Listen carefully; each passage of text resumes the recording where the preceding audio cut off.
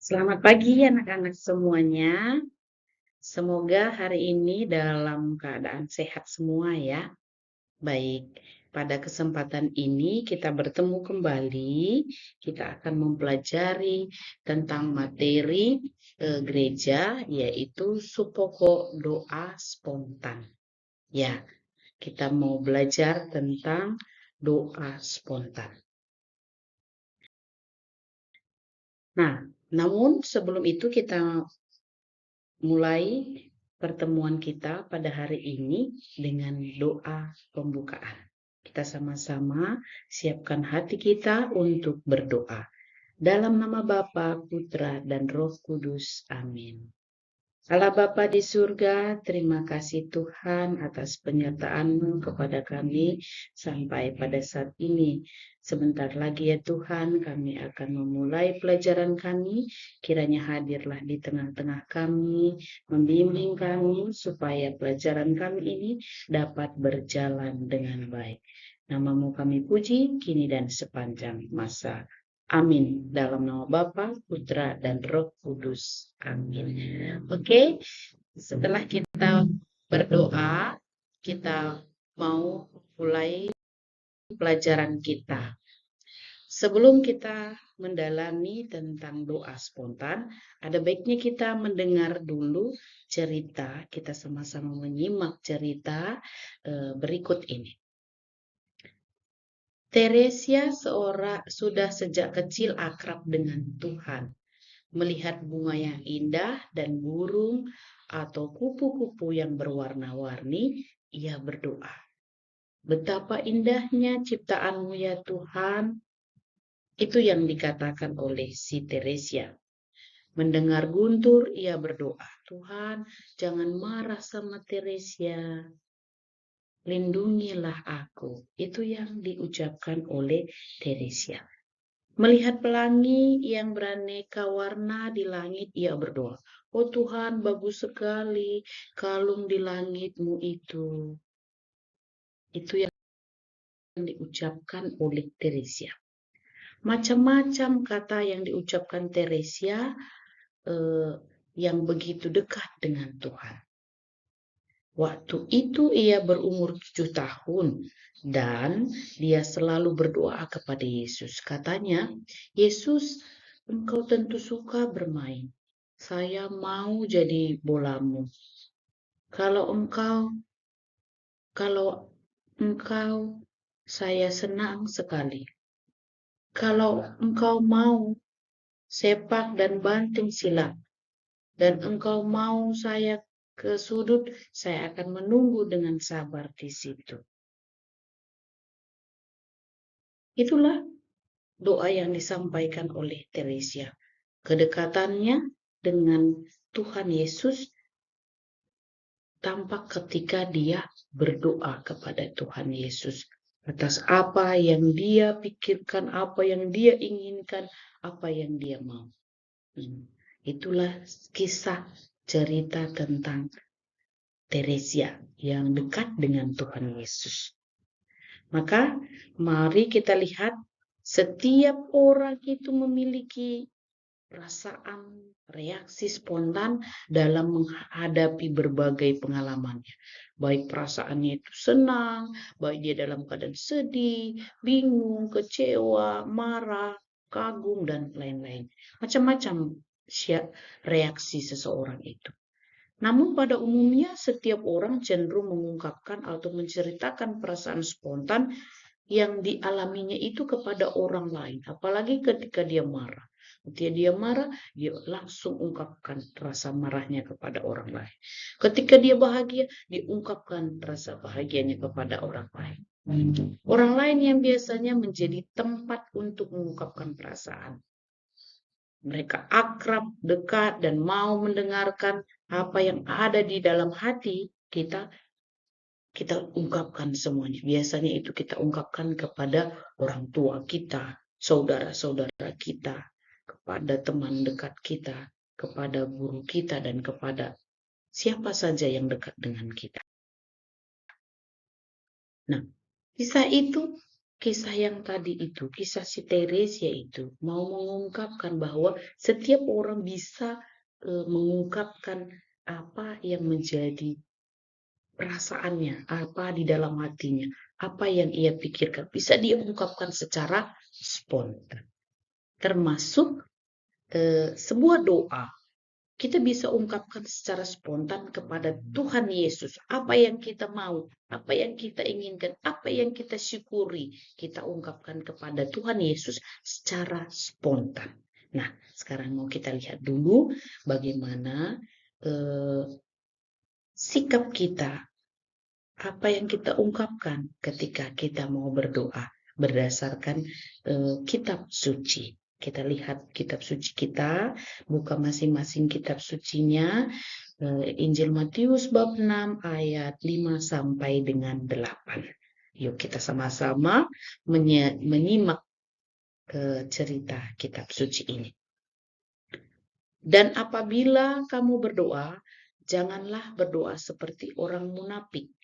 Mereka suka mengucapkan doanya dengan berdiri dalam rumah-rumah ibadat dan pada tikungan-tikungan jalan raya, supaya mereka dilihat orang.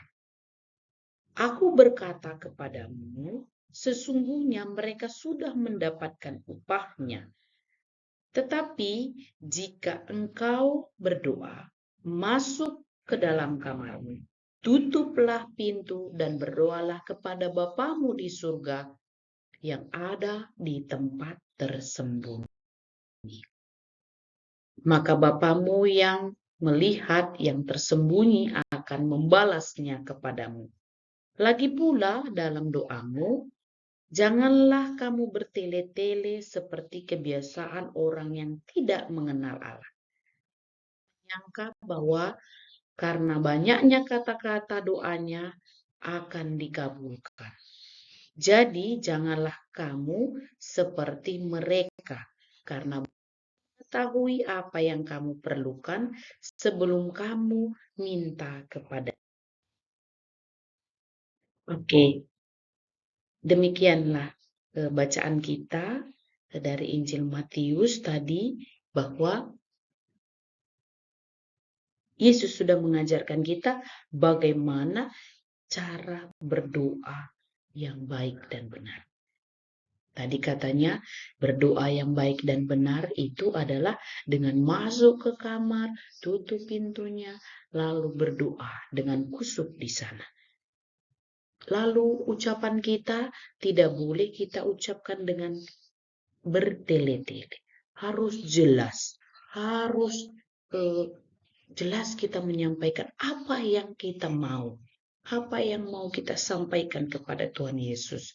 Sama seperti tadi ketika Teresia menyampaikan apa yang dia lihat, apa yang dia syukuri, dia sampaikan secara jelas kepada Tuhan Yesus. Karena apa? Karena Tuhan Yesus mengetahui sebenarnya apa yang menjadi kebutuhan kita, apa yang menjadi keperluan kita. Maka kita ketika kita berdoa, nggak usah bertele-tele. Tuhan tidak melihat panjangnya doa yang kita sampaikan. Tuhan melihat ketulusan hati kita ketika kita berdoa. Nah, kita mau melihat dulu pertanyaan-pertanyaan pendalaman ini, ya. Nanti anak-anakku sekalian boleh dikerjakan soal ini sesuai dengan apa yang kita dalami tadi. Kita lihat dulu pertanyaan pertama. Apa yang dikisahkan dalam cerita kitab suci di atas? Yang tadi kita bahas itu. Apa yang kita bahas tadi? Tentang bagaimana kita harus berdoa yang baik dan yang benar. Nanti kamu uraikan dengan baik. Lalu apa saja yang dinasihati Yesus kepada kita tentang berdoa? Kamu tadi tentunya sudah menyimak apa yang disampaikan oleh Yesus ketika kita harus berdoa itu harus bagaimana, kemana kita, ke tempat yang bagaimana, apakah kita pergi ke tempat di pinggir-pinggir tikungan-tikungan jalan supaya dilihat orang atau kemana. Bagaimana kita harus mengungkapkan doa kita? Apakah kita ungkapkan dengan kalimat yang panjang dan lebar atau kalimat yang bagaimana?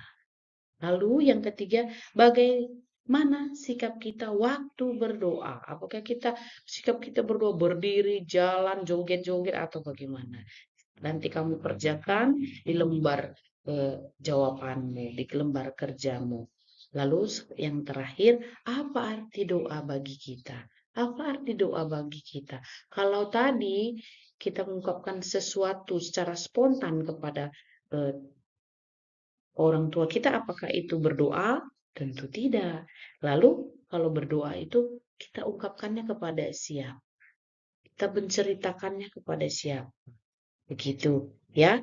Nanti semua pertanyaan-pertanyaan ini silakan anak-anakku jawab dengan baik di lembar kerjanya masing-masing ya. Nah, sebagai bahan kesimpulan, sebagai peneguhan untuk kita semua, mari kita simak sebentar. Doa yang berkenan di hadapan Allah bukan doa yang panjang dan bukan dengan kata-kata yang indah. Namun doa yang berkenan pada Tuhan adalah doa yang jujur, doa yang tulus, yang keluar dari dalam hati kita. Ya, doa yang jujur dan yang tulus yang keluar dari dalam hati adalah doa yang mengungkapkan situasi, keadaanmu, perasaanmu, pengalaman nyata yang kamu hadapi. Pengalaman nyata yang ibu hadapi. Itulah yang kita ungkapkan dengan jujur dan tulus itu. Nah, apa perasaanmu? Tuhan, aku sekarang merasa sedih. Begitu ya. Aku merasa sedih karena aku mendapatkan nilai yang rendah. Bantu aku Tuhan supaya aku bisa belajar tekun sehingga aku mendapatkan nilai yang bagus. Seperti itu. Ya, ungkapan situasi yang kamu rasakan pada saat ini. Itulah doa yang tulus. Ya. Nah, lalu ya kita mau lihat bahwa Yesus memanggil Allah sebagai Bapa. Hal ini menunjukkan kedekatan antara Yesus dengan Bapanya. Ketika merasa sedih, membutuhkan bantuan, merasa ditinggalkan, merasa takut, atau hendak memulai pekerjaan, Yesus selalu berdoa. Dengan berdoa, Yesus mengungkapkan isi hatinya kepada Bapanya di surga. Ya, Yesus selama hidup di dunia, ketika dia merasa sedih, dia berdoa kepada Bapanya. Nah, sama seperti kita juga berdoa kepada Tuhan ketika kita merasakan situasi yang kita alami itu, baik itu bahagia maupun sedih. Ya,